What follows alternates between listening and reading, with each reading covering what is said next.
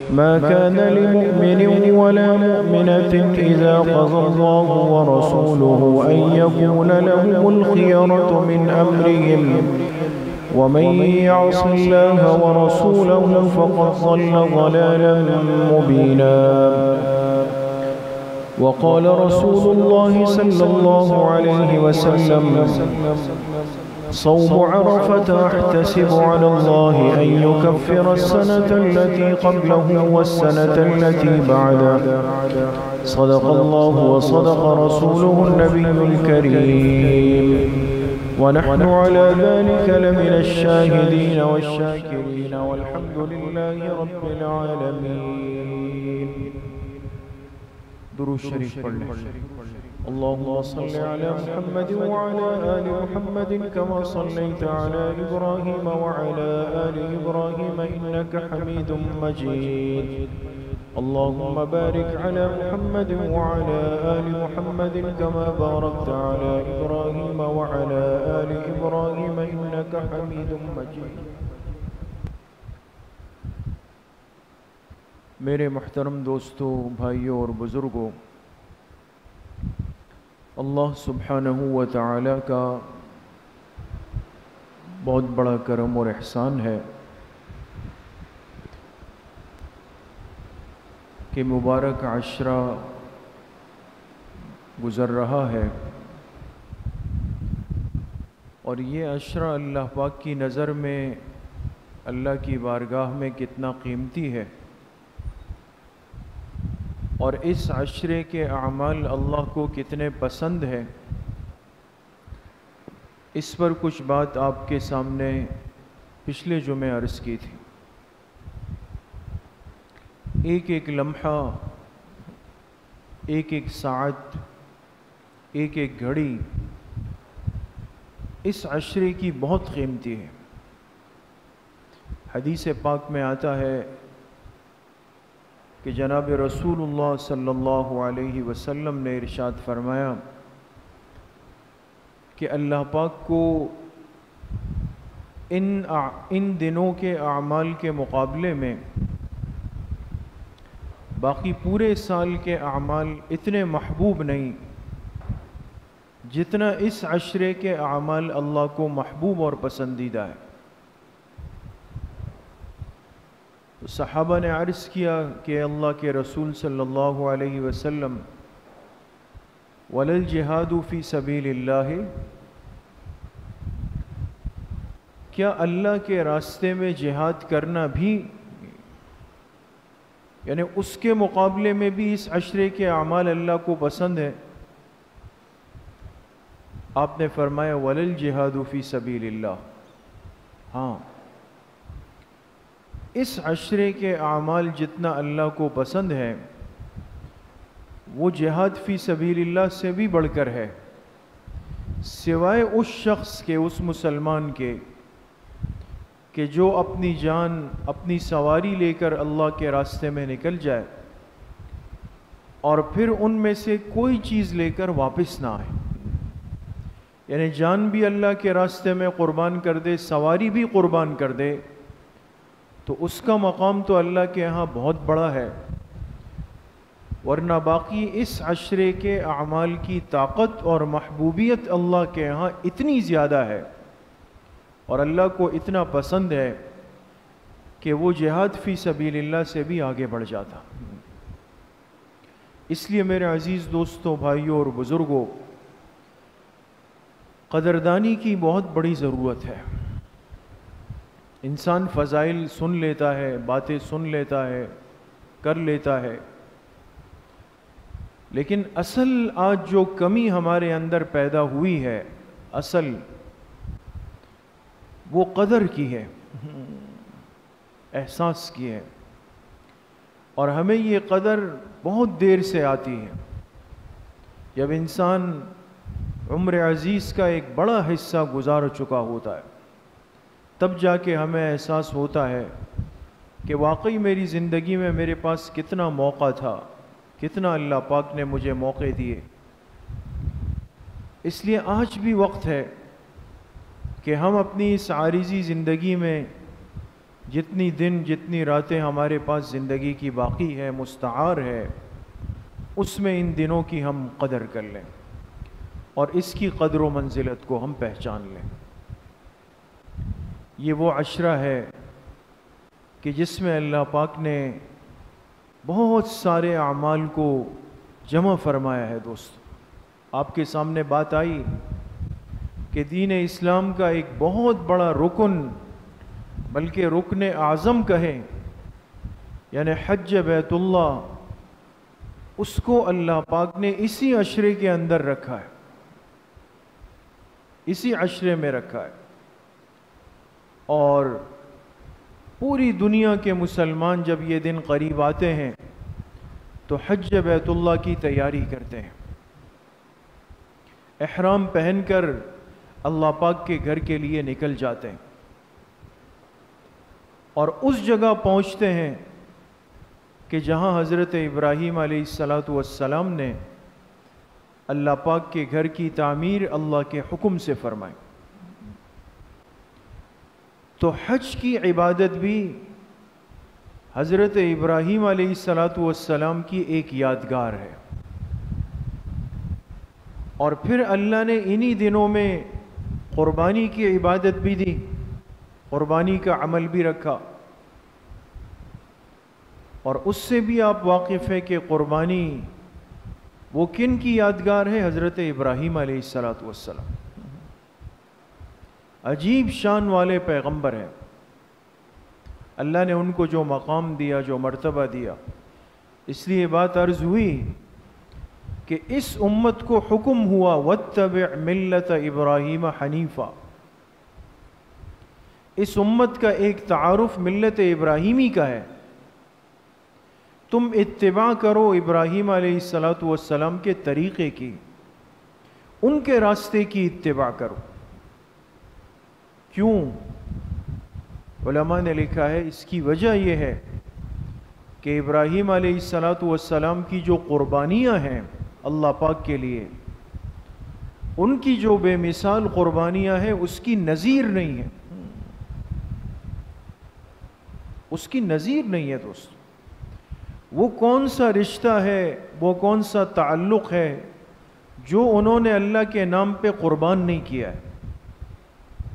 اپنی ذات، اپنے ماں باپ، اپنا گھر، اپنی بیوی، اپنی اولاد، سب کچھ قربان، سب کچھ اللہ کے نام پہ قربان۔ مشرک ماحول میں، شرک کے ماحول میں پیدا ہوئے،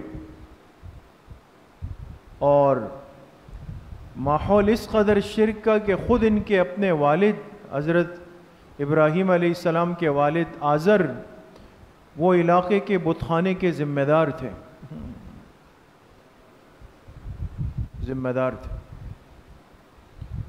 اور یہ توحید کے علم بردار ہے، اللہ کی توحید کے داعی ہے۔ اذ قال لأبیہ یا ابت لم تعبد ما لا يسمع ولا يبصر ولا يغني عنك شيئا۔ اے ابا جان، آپ ایسی چیزوں کی عبادت کر رہے ہیں جو نہ سن سکتے ہیں، نہ دیکھ سکتے ہیں، نہ آپ کے کچھ کام آ سکتے ہیں۔ یا ابت لا تعبد الشیطان ان الشیطان کان للرحمن عصیا۔ اے ابا جان، شیطان کی اتباع مت کرے، وہ تو رب کا نافرمان ہے۔ انی اخاف ان یمسک عذاب من الرحمن فتکون للشیطان ولیا۔ اے ابا جان، مجھے خطرہ ہے کہیں اللہ کا عذاب آپ کو نہ پہنچ جائے۔ حضرت ابراہیم علیہ السلام کی سیرت کو دیکھیں دوستوں، ان کی زندگی کو دیکھیں۔ انسان کو اپنی زندگی کے گزارنے کا سلیقہ اور ڈھنگ سمجھ میں آتا ہے، تھوڑا سا غور کی ضرورت ہے دوست۔ اللہ کے پیغمبر ہیں، اور پیغمبر کی سب سے پہلی اور بڑی دعوت توحید کی ہوتی ہے، شرک کی نفی کی ہوتی ہے، اور یہاں مقابلے پہ کون ہے؟ اور کوئی نہیں، سگے والد ہیں، اپنے والد ہیں. اب دو باتیں جمع ہو گئی. پیغمبر نے اپنا کام بھی کرنا ہے دعوت کا، لیکن والد کا احترام بھی کرنا ہے. اب انسانیت کو ایک سبق ملا. آج انسان کہتا ہے نا بھائی کیا کریں، ماں باپ سمجھتے نہیں ہیں، ان کی سمجھ میں بات آتی نہیں، ہم کیا کریں. انسان دین پر بھی چلے، دین پر عمل بھی کرے، لیکن ہر ایک کے مراتب کا احترام، اس کی عزت بھی رکھے. آپ قرآن دیکھیں تو صحیح، قرآن کو سمجھے تو صحیح. اس امت کو ملت ابراہیمی کی اتباع کا حکم کیوں ملا؟ اس لیے کہ آپ کو زندگی کے سارے مراحل سمجھنا آسان ہو جائیں گے. ایک طرف والد ہے، ایک طرف اللہ کے دین کا کام ہے. دعوت دی، اپنا فرض منصبی نہیں چھوڑا، لیکن احترام سے نیچے نہیں آئے. آپ دیکھیں قرآن کریم سورہ مریم کھولیں، رکوع شروع ہو رہا ہے وَاذْكُرْ فِي الْكِتَابِ إِبْرَاهِيمَ إِنَّهُ كَانَ صِدِّيقًا نَبِيًّا. جو آیتیں میں نے ابھی پڑھی، ہر آیت کے شروع میں اپنے والد سے خطاب کر رہے ہیں، یا ابتے، یا ابتے، یا ابتے، اے میرے ابا جان، اے میرے ابا جان. حالانکہ وہ مشرک ہے، وہ بت خانے کے انچارج ہیں، وہ ان کو دھتکار رہے ہیں اور ان کو قتل کی دھمکی دے رہے ہیں. لیکن ابراہیم علیہ السلام نے انسانیت کو ایک سبق دیا کہ انسان اپنی زندگی میں اپنے مقصد کی تکمیل کرے گا، اللہ کے دین کا کام کرے گا، لیکن بڑوں کا ادب احترام وہ نہیں چھوڑ سکتا، وہ نہیں چھوڑے. چلے گئے، گھر چھوڑ دیا، گھر کی قربانی، ماں باپ کی قربانی، یہ قربانیوں کا ایک آغاز ہے. اللہ کے حکم سے چلے گئے، حکم ہوا جائیں وہ مکہ مکرمہ جہاں نہ گھاس ہے، نہ پانی ہے، نہ آبادی ہے، نہ انسان ہے، نہ آدمزاد ہے، کوئی بھی نہیں ہے. وہاں پہنچ گئے. کیا کرنا ہے؟ فرمایا میرے لیے ایک گھر کی تعمیر کریں، میرے نام پہ ایک گھر بنائیں. پوری کائنات کس کی بنائی ہوئی ہے دوست؟ اللہ کی. پوری دنیا کی نسبت کس کی طرف ہے؟ اللہ کی طرف ہے.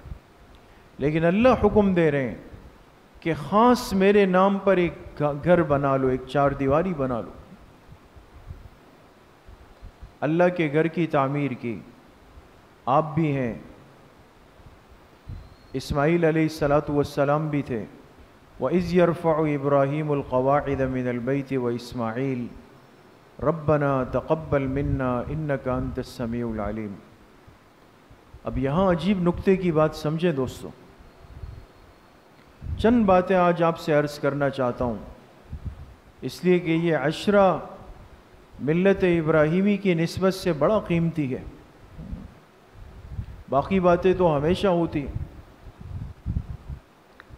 ابراہیم علیہ السلام نے جب بیت اللہ کی تعمیر کی، شروع کی، تو خود اور ان کے بیٹے حضرت اسماعیل علیہ السلام بھی ان کے ساتھ شامل تھے.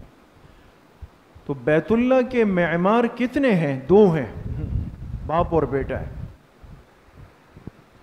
لیکن قرآن کریم نے جب اس کا ذکر کیا سورہ بقرہ میں، تو کیا فرمایا؟ وَإِذْ، یاد کرو، اس وقت کو ذہن میں لاؤ، يَرْفَعُ إِبْرَاهِيمُ الْقَوَاعِدَ مِنَ الْبَيْتِ، جب ابراہیم علیہ السلام گھر کی بنیادوں کو اٹھا رہے تھے، بیت اللہ کی بنیاد اٹھا رہے تھے، ان کا ذکر کیا.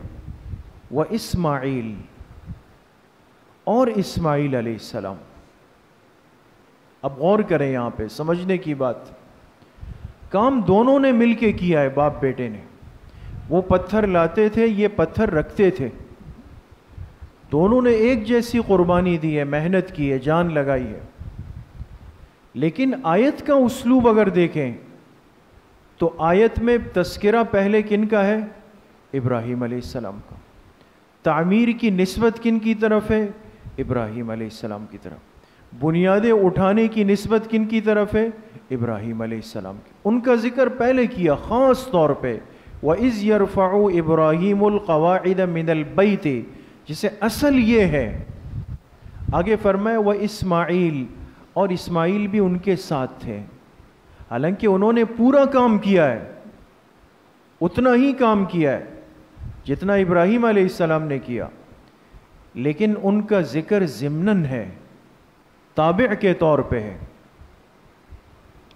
تو علماء نے فرمایا اس سے سمجھ آتا ہے، ایک نکتہ سمجھ میں آتا ہے کہ جب کسی کام میں بڑا بھی شامل ہو چھوٹا بھی شامل ہو، محنت دونوں نے کی ہو، وقت دونوں نے دیا ہو، جان مال دونوں نے لگائی ہو، لیکن ادب اور احترام کا تقاضا یہ ہے، سنت خداوندی یہ ہے کہ ہر بڑا وہ کام جس میں بڑا چھوٹا دونوں شریک ہوئے ہوں، اس میں بنیادی ذکر کس کا ہونا چاہیے؟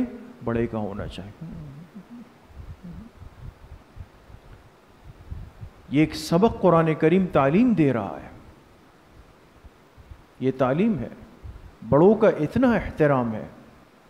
محنت چھوٹے نے بھی کی ہے، بلکہ زیادہ کی ہوگی، لیکن قرآن کہہ رہا ہے کہ جب بڑا کام میں شامل ہو جائے، اس کا آ جانا ہی اتنی بڑی نعمت ہے، اس کی سرپرستی کر لینا ہی اتنی بڑی نعمت ہے کہ اب اس کام کی نسبت بڑے کی طرف کر دو. اس لیے جو شریف الطبع سلیم الفطرت لوگ ہوتے ہیں وہ ہمیشہ بڑے کاموں کی نسبت بڑوں کی طرف کرتے ہیں. کہتے ہیں بس ماں باپ کی دعائیں ہیں، سب محنت جو ہے وہ حضرت کی ہے، ان کی سرپرستی، ان کی شفقتیں ہیں. یہ سنت ابراہیمی ہے دوستو. آپ سمجھ گئے؟ یہ بات سمجھ میں آئی دوستو؟ اچھا، اب آگے آئے. آگے ابراہیم علیہ السلام دعا مانگ رہے ہیں. ربنا تقبل منا انک انت السمیع العلیم. ربنا تقبل منا. اب اس سے کیا سبق ملتا ہے؟ یہ دعا ابراہیم علیہ السلام مانگ رہے ہیں. اے اللہ، آپ کے حکم پر، آپ کے کہنے پر، آپ کی رہنمائی پر ہم نے آپ کے گھر کی بنیادیں اٹھائی، خانہ کعبہ کو تعمیر کر لیا، فارغ ہو گئے. ربنا تقبل منا. دیکھیں سارا کام ہوا اللہ کے حکم پہ، اللہ کی نشاندہی پر ہوا، اور اللہ نے اس کی تعریف بھی فرما لی. لیکن اس کے باوجود بھی اللہ کے مقبول بندوں کی، اللہ کے عاجز بندوں کی اور اللہ کے خاص بندوں کی پہچان یہ ہے کہ وہ کتنا بھی بڑا کام کر لے، لیکن اس سے فارغ ہونے کے بعد وہ اللہ کے سامنے گڑ گڑاتے ہیں کہ اللہ شاید اس کے لیے جتنا اخلاص چاہیے تھا وہ نہیں تھا میرے پاس، جتنے آداب چاہیے تھے وہ میرے پاس نہیں تھے. ربنا تقبل منا. اے اللہ ہماری طرف سے اس کام کو آپ قبول فرما لیجیے. کبھی انسان کو اپنے اعمال پہ، چاہے وہ کتنا ہی بڑا عمل ہو، اور انسان کو لگے کہ میں نے کتنے ہی اخلاص سے کیا ہے، کسی کو پتہ بھی نہیں چلا اور میں نے کر لیا، لیکن سنت ابراہیمی سے سبق ملتا ہے میرے دوستوں بزرگوں کہ جب انسان کسی نیک عمل سے فارغ ہو جائے تو دل میں یہ استحضار کر لے، اپنے دل میں یہ کیفیت لے آئے کہ اے اللہ یہاں تک میرے حصے کا کام تھا، میں کر سکتا تھا، آگے قبولیت آپ کے پاس ہے، آپ اس کو قبول فرمائیں. اس لیے جو اللہ کے خواص ہوتے ہیں، اللہ کے مقبولین ہوتے ہیں، وہ کبھی بھی اعمال میں، بندگی میں، نیکی میں اپنی محنت کو نہیں دیکھتے، اللہ کا خوف ان پر غالب ہوتا ہے. اس لیے ہمارے بزرگوں نے لکھا کہ حضرت شیخ عبد القادر جیلانی رحمۃ اللہ علیہ، پیران پیر جن کا کیا مقام اور کیا شان ہے، آج پوری دنیا ان سے واقف ہے. اللہ نے ان کو کتنا بڑا مرتبہ دیا، سلسلہ قادریہ کی بنیاد ان سے چلی،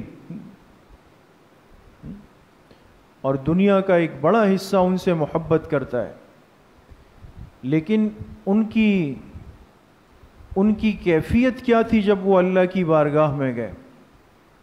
ہم نے وہ چیزیں آج یاد رکھی ہے جو ہمارے فائدے کی، جس سے ہمارا کام چل رہا ہے، وہ تو سب کو یاد ہے۔ فرمایا حضرت شیخ عبد القادر جیلانی رحمۃ اللہ علیہ جب حج کے لیے بیت اللہ شریف تشریف لے گئے تو خانہ کعبہ کے ارد گرد جو کھلا میدان تھا، اب تو ظاہر سی بات ہے تعمیرات ہو گئی، کھلا میدان تھا، ایک جگہ کنکریاں پڑی ہوئی تھی، تو حضرت شیخ گئے اور جا کے وہاں پر سجدہ فرمایا اللہ پاک کو، ان کنکریوں پہ اپنی پیشانی کو رکھا، پیشانی رکھی اس پہ۔ یہ بغداد سے آئے تھے، حضرت شیخ کی اپنی نسلی زبان فارسی ہے، حضرت شیخ عبد القادر جیلانی رحمۃ اللہ علیہ کی اپنی نسلی یعنی خاندانی زبان فارسی ہے، تو اللہ کے سامنے سجدہ فرمایا، ان کنکریوں پہ اپنی پیشانی رکھی، اور ایک فارسی میں شعر کہا، وہ شعر تو ہمیں نہیں آتا، فارسی نہیں آتی، اس کا ترجمہ عرض کر دیتا ہوں۔ فرمایا حضرت شیخ کہنے لگے، اے اللہ، آج عبد القادر آپ کی بارگاہ میں اس لیے نہیں آیا، یہ درخواست نہیں کر رہا کہ میں نے اتنی نیکیاں کی ہے اللہ تو اسے قبول کر لے، بلکہ عبد القادر یہ فریاد لے کے آیا ہے کہ اللہ تو میرے گناہوں پر معافی کا قلم پھیر۔ اتنے بڑے لوگ جن کی برکت سے لاکھوں لوگوں کی اصلاح ہوئی، لاکھوں لوگ مسلمان ہوئے، اللہ کے مقربین تھے، لیکن اللہ کی بارگاہ میں پہنچ کر بھی گناہوں کا خوف ہے، اللہ کی ذات کا خوف غالب ہے۔ اس لیے میرے محترم دوستوں، بھائیوں اور بزرگوں، یہ عشرہ اس دنیا کی انسانیت کو بہت بڑے سبق اور پیغام دے رہا ہوتا ہے، بہت بڑے سبق اور پیغام دے رہا۔ جو اللہ کے لیے قربانی دے دے، تو یاد رکھیں، اللہ کے لیے قربانی دے دے اور اپنی خواہش کو، اپنی ضرورت کو قربان کر دے، اللہ کا ضابطہ ہے کہ اس کی قربانی کو اللہ رہتی دنیا تک زندہ رکھتے، وہ کبھی ختم نہیں۔ ابراہیم علیہ السلام کی زندگی کیا ہے؟ اپنے جذبات کی قربانی ہے۔ آپ بتائیں کسی کو حکم ہو کہ ایک گود کا بچہ ہے، ایک بیوی ہے، اس کو لے جا کر ایک خالی میدان بیابان میں چھوڑ کے چلے جاؤ، وہاں نہ انسان ہے، نہ کھانے پینے کے اسباب ہے، کچھ بھی نہیں ہے، لیکن انسان کو حکم مل جائے کہ ایسا کرنا ہے، کیوں؟ اللہ فرما رہے کرنا ہے، اللہ کے حکم پہ آئے۔ حضرت ہاجرہ، حضرت اسماعیل علیہ السلام ان کو لے کر آئے، واقعہ آپ کے علم میں ہے، ساری تفصیلات آپ کے علم میں، چھوڑ کے چلے گئے، پیچھے اسماعیل علیہ السلام کو پیاس لگی، بلکنے لگے، پریشان ہو گئے، حضرت ہاجرہ پریشان ہو کے ادھر ادھر بھاگ رہی۔ اللہ پاک کو تو اپنا ایک قدرت کا اظہار کرنا تھا، تو کہتے ہیں حضرت جبرائیل علیہ السلام آئے، اور جہاں سے ماء زمزم کا چشمہ جاری ہوا ہے، بیر زمزم، وہاں پہ اسماعیل علیہ السلام کی ایڑیاں لگی ہوئی تھی، اور اسی جگہ جبرائیل علیہ السلام نے آ کے اپنا ایک پر مارا ہے، دونوں چیزیں جمع ہوئی ہے۔ دوستو آپ سمجھ رہے ہیں؟ یہ بات اس لیے عرض کر رہا ہوں، اور ان باتوں کی وضاحت اس لیے ہم کرتے ہیں کہ بعض دفعہ انسان کوئی کتاب پڑھتا ہے، کوئی اخبار کا آرٹیکل پڑھتا ہے، آپ کو کہیں ملے گا کہ بیر زمزم جاری ہوا اسماعیل علیہ السلام کی ایڑیوں کے مارنے سے، کہیں کتابوں میں لکھا ہے جبرائیل علیہ السلام کا پر مارنے سے، تو انسان تشویش کا شکار ہوتا ہے، وہ ایک جگہ یہ لکھا ہے ایک جگہ یہ لکھا، دونوں باتیں ایک ہیں، فرق نہیں ہے۔ جہاں ان کی ایڑیاں لگی تھی اللہ کے حکم سے، اسی جگہ جبرائیل علیہ السلام نے پر مارا ہے، پر مار دیا، پانی نکلا۔ حضرت ہاجرہ جو اسماعیل علیہ السلام کی والدہ تھی، وہ تو پریشان گھوم رہی تھی، جو صفا مروہ کی سعی ہے، ان کو نہیں پتا کہ پیچھے کیا ہوا۔ جب پانی نکلا تو روایت میں آتا ہے کہ سب سے پہلے جبرائیل علیہ السلام نے پانی کا ایک لب بھرا اور حضرت اسماعیل علیہ السلام کو پلایا۔ اس بچے کو سب سے پہلے پانی کس نے پلایا؟ جبرائیل علیہ السلام نے، پہلے انہوں نے پلایا۔ اور مائے زمزم کی خصوصیت حدیث پاک میں جناب رسول اللہ صلی اللہ علیہ وسلم نے فرمایا کہ اس دنیا میں ایک ایسا پانی ہے جس میں اللہ پاک نے پینے کی اور کھانے کی دونوں کی صلاحیتیں رکھی۔ اگر ایک آدمی مائے زمزم پیٹ بھر کے پی لے، کھانا نہیں کھائے، تو اس کو کھانے کی اشتہا نہیں ہوگی، یہ زندہ رہے گا۔ اللہ نے اس میں یہ صلاحیت رکھی ہے۔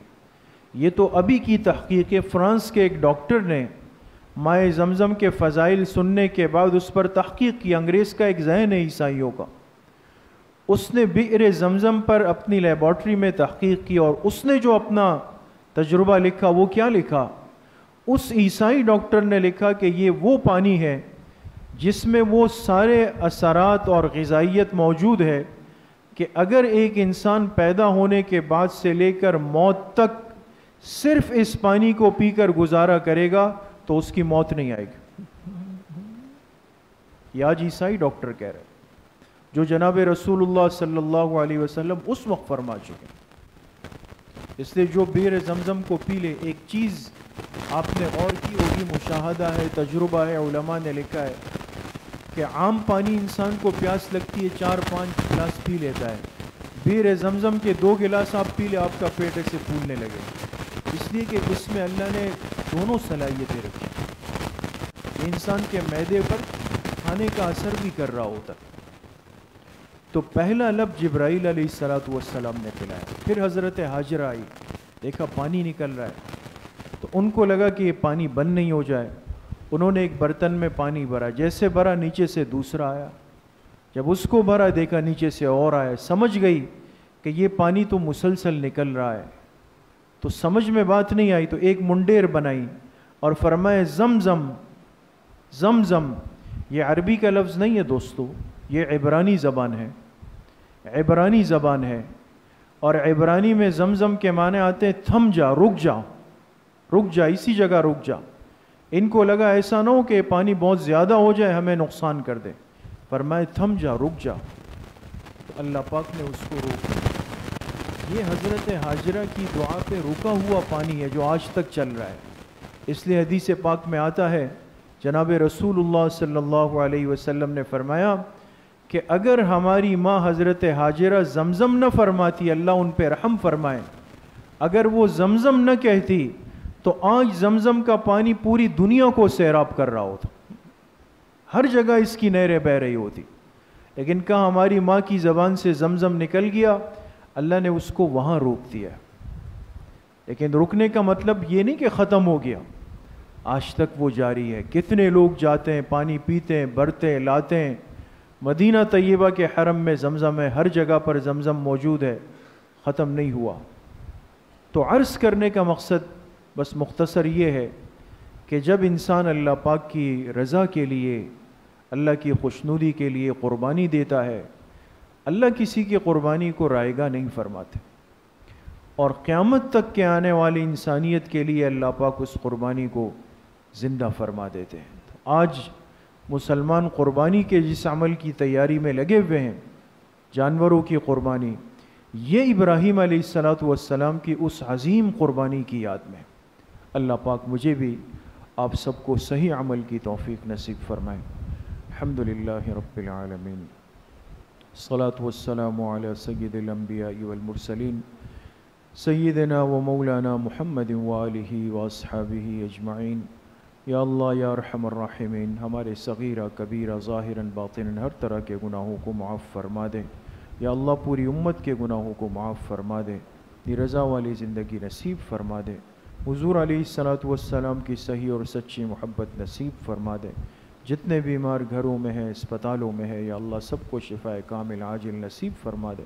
جتنے پریشان حال ہے، جس قسم کی پریشانیاں ہیں، یا اللہ سب کی پریشانیوں کو ختم فرما دے۔ جتنے مرحومین مرحومات دنیا سے جا چکے ہیں، سب کی مغفرت فرما دے۔ ہم سب کا خاتمہ بالایمان و بالخیر نصیب فرما دے۔ ہماری دعاؤں کو اپنے فضل و کرم سے، فضل و رحمت سے اپنی بارگاہ میں قبول اور منظور فرما دے۔ وصلی اللہ وسلم علی نبینا محمد وآلہ وصحبہ اجمعین برحمتک۔